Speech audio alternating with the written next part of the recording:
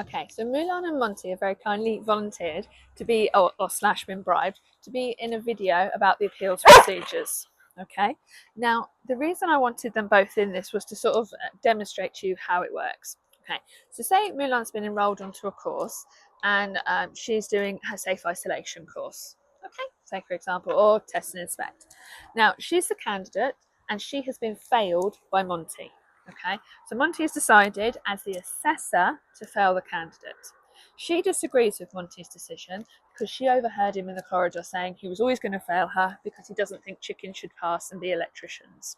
Okay, so what she can then do, and this is awkward and horrid, but the appeals procedure is that she can go and talk to her assessor, to Monty, directly. Okay, and it is hard, and I think this example is a normal example, and I don't want you to feel that I'm trying to put Monty in a bad position because obviously they're best mates in real life. But in this example, she might not feel comfortable talking to her assessor. Okay, and I get that, but that is what the procedure is meant to be. Now, if he then says, no, I still agree, this is why you failed, and she just can't see it herself, she doesn't believe it to be true, Monty sits. What she can then do is come to someone like myself, who's an IQA. Oh, and I just hit my microphone, but I'm an IQA, okay? That's an internal quality assurance person. So what I can then do is review Monty's paperwork. As the assessor, I can see whether what he's done is the correct assessment decision. Now, if I disagree with the assessment decision, I could very easily say he needs some extra training. Very easily say that, couldn't I? Okay, now Mulan as the chicken, as the candidate, wouldn't necessarily know that Monty's had some more training.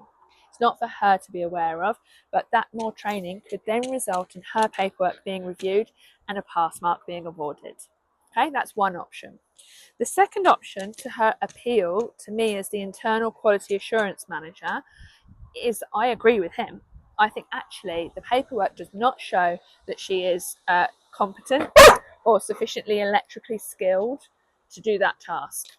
Okay, so if at that point I decide that, he could still get more training, don't get me wrong, it still might be down to the assessor or the tutor not having given full, like understanding to the candidate, but she might be very unhappy if I then talk to her, wasn't I, Moles, and I give Mulan a complete sort of like praises as the candidate as to what she has done wrong and why that resulted in a fail.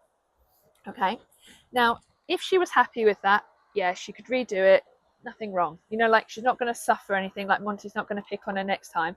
She could say she wants a different assessor next time. That's perfectly fine as well. Okay, and in fact, I've had it in the past where in general people accept it and they realize what it is that they've done that maybe could have been a bit different, could have been a bit better. So actually it's a bit of a good opportunity for the candidate to kind of get that extra tuition in place. Okay, so those are the two options.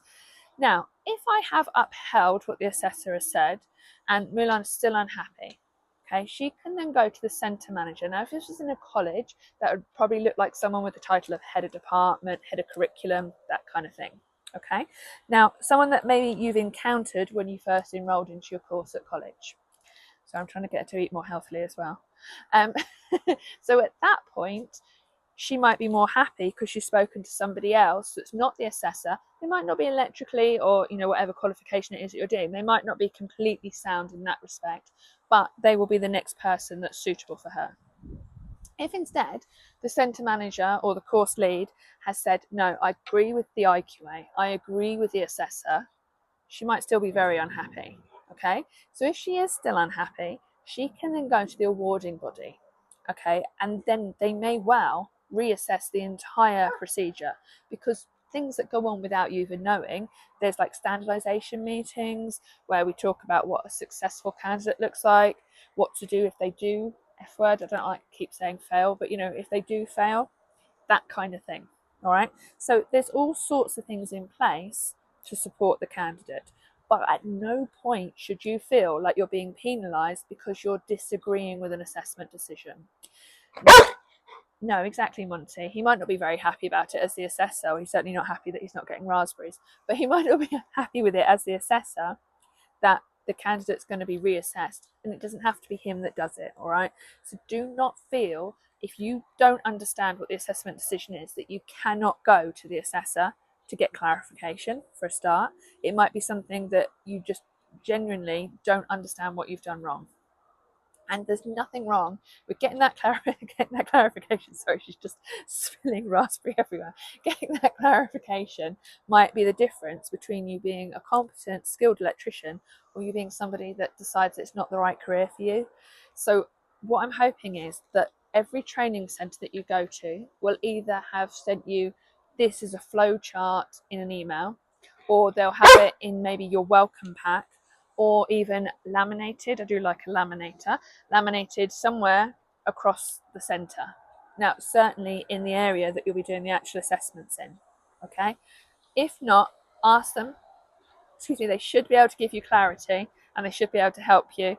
But yeah, best of luck, and I hope Mulan passes her course and becomes a good qualified electrician by the end of it, and Monty stops being such a mean assessor. Okay, thanks.